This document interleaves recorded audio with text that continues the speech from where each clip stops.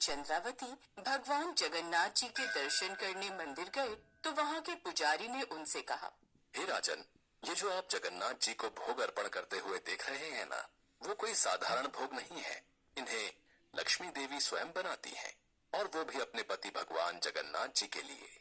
और जब वो इसे स्वीकार कर लेते हैं, फिर वो प्रसाद महाप्रसाद बन जाता है। फिर इसे जो भी खाता है उसके सारे पाप नष्ट हो जाते हैं और जीवन के अंत में बैकुंठ मिलता है। सच में?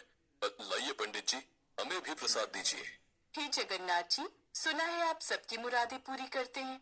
मेरी आपसे प्रार्थना है कि मुझे लक्ष्मी देवी जैसी एक पुत्री प्राप्त हो। इतने पवित्र मन से अर्पित की गई प्रार्थना भला जगन्नाथ जी कैसे नहीं सुनते। फिर 1 साल के भीतर ही राजा जयसिंह और चंद्रावती के घर में एक सुंदर कन्या ने जन्म लिया। उसका नाम रखा गया विष्णु प्रिया। वो दिखने में बेहद ही खूबसूरत थी और साक्षात माँ लक्ष्मी का ही रूप लग रही थी। उसे जो कोई भी देखता वो देखता ही रह जाता। विष्णु प्रिया के शरीर को स्पर्श करके निकलने वाली पवन बगीचों में खिले पुष्पों से बातें करती। अरे ओ सूरजमुखी, अब तो अपना चेहरा सूरज की तरफ नहीं, विष्णु प्रिया की ओर मोड़ ले, क्योंकि अब उससे सुंदर तुम्हें इस धरती पर कोई और नहीं मिलने वाला।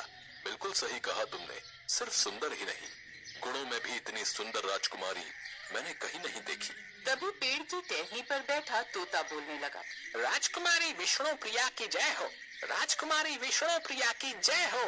ऐसे ही समय बीतता गया और अब राजकुमारी बड़ी होने लगी। एक रोज रानी चंद्रावती अत्यंत बीमार हो गई। हर जगह से वैद्य बुलाए गए, लेकिन कोई असर नहीं हुआ। ऐसे में राजकुमारी विष्णु प्रिया ने अपनी माँ की सेवा करने में कोई कसर नहीं छोड़ी। एक रोज जब वो अपनी माँ के कमरे में बैठी थी, तभी उसे बड़ी ही मधुर वाणी में कोई गाना गाते हुए सुनाई दिया। उसने इससे पहले कभी इतना मधुर संगीत नहीं सुना था। उसने अपनी दासी से कहा, जाओ जाकर पता लगाओ, ये इतना मधुर संगीत आखिर कौन गा रहा है। कुछ देर बाद वो दासी लौटी और बोली, राजकुमारी, वो तो पुरी से आए हुए एक सन्यासी हैं। उन्होंने आपके लिए एक संदेश भेजा है और ये महाप्रसाद भी। उन्होंने कहा है कि ये जगन्नाथ जी का महाप्रसाद है, इसे महारानी को दे दो और जगन्नाथ जी से प्रार्थना करो, फिर देखना आपकी माता जी जल्द ही स्वस्थ हो जाएंगी। दासी की ये बात सुनकर और हाथ में महाप्रसाद लेकर विष्णु प्रिया जी को एक रोमांच आया, जैसे मानो कोई पुराने रिश्ते के तार जुड़ गए हो। उनके हृदय में प्रेम की लहरें उठाई। उसने भगवान जगन्नाथ से माँ के ठीक होने की प्रार्थना की और वो महाप्रसाद अपनी माँ को खाने को दिया। रानी चंद्रावती ने जैसे ही वो प्रसाद ग्रहण किया, उन्हें लगा कि वो शुद्ध हो गई है और कुछ ही देर में वो पूरी तरह ठीक हो गई। माँ, तुम पूरी तरह स्वस्थ हो गई हो माँ? हाँ बेटी, ये सब जगन्नाथ जी का चमत्कार है। इसके बाद तो राजा जयसिंह और रानी चंद्रावती और राजकुमारी विष्णु प्रिया का उस महाप्रसाद में विश्वास और भी बढ़ गया। लेकिन इस घटना के बाद तो विष्णु प्रिया के मन में जगन्नाथ जी के लिए बेहद प्रेम भर गया था, मानो दिल के कोई पुराने तार छिड़ गए हो। ठहरने के बाद जब वो वापस जाने लगे तो राजा ने कई भेंट और उपहार जगन्नाथ जी के लिए दिए। तब विष्णु प्रिया सोचने लगी, जगन्नाथ जी तो स्वयं लक्ष्मी जी के पति हैं, उनके पास किस ऐश्वर्य की कमी है। फिर मैं उन्हें ऐसा क्या उपहार दूं जो उन्हें अच्छा लगे। फिर उसे एक उपाय मिल गया।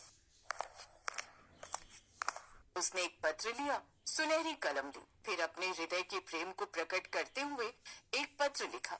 फिर उसे एक सुंदर से डब्बे में रख दिया और उस पंडित को दे दिया। ये उपहार मेरी तरफ से जगन्नाथ जी के लिए है, इसे कृपया आप जगन्नाथ जी तक पहुंचा दीजिए। वो उपहार लेकर पंडित जी वहाँ से निकल पड़े। रास्ते में चलते चलते उन्होंने उस उपहार की तरफ देखा और सोचा, अरे वाह, ये डब्बा तो बड़ा सुंदर है। देखो तो सही, इसमें ऐसा क्या मूल्यवान उपहार है जो राजकुमारी जगन्नाथ जी को भेज रही है। फिर उस पंडित ने उस मूल्यवान वस्तु को खोलकर देखा तो सोचने लगे, ये राजकुमारी विष्णु प्रिया पागल है क्या? जगन्नाथ जी के लिए उसने एक मामूली पत्ता भेजा है। इस तुच्छ पत्ते को इतना दूर ले जाने का क्या फायदा? फेंको इसको यहीं पर, बेवकूफ राजकुमारी।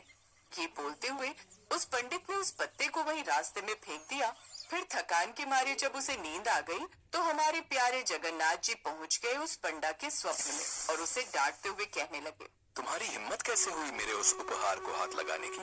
तुम्हें जो भेंट मिली थी वो तो तुम लेकर आ गए, लेकिन राजकुमारी विष्णु प्रिया ने जो उपहार मेरे लिए भेजा था उसे तुम रास्ते में फेंक आए। स्वार्थी कहीं के, ऊपर से अब यहाँ आराम से सो रहे हो, धूर्त कहीं के।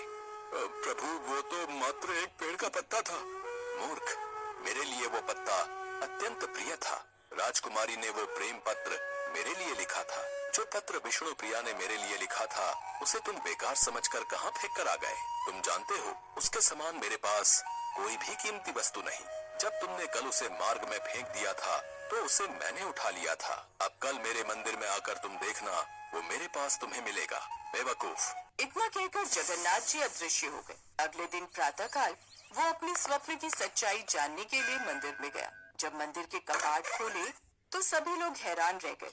उन्होंने देखा कि जगन्नाथ जी के वक्षस्थल पर कुछ लटक रहा था। सभी लोग अपने तर्क लगाने लगे कि यह आखिर क्या हो सकता है। आखिर में वो पंडा मुख्य पुजारी के पास गया और उसने ये सारा वृतांत कह सुनाया। हे प्रभु, श्री क्षेत्र जो भी आता है वो कुछ न कुछ उपहार लेकर आता है।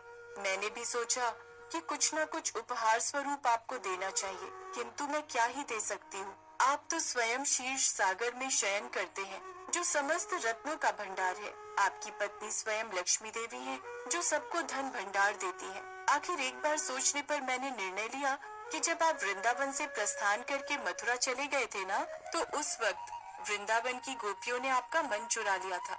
इसलिए मैं आपको अपना मन दे रही हूँ। कृपया अपने चरणों में मेरे मन को स्वीकार कीजिए। जब पुजारी और वहाँ उपस्थित सभी लोगों ने उसे पढ़ा तो उनकी आंखों में प्रेम अश्रु प्रवाहित होने लगे। राजकुमारी का जगन्नाथ जी के लिए इतना प्रेम देखकर मंदिर में खड़े सभी लोग उन दोनों के प्रेम की गाथा देखकर बहुत प्रसन्न हुए।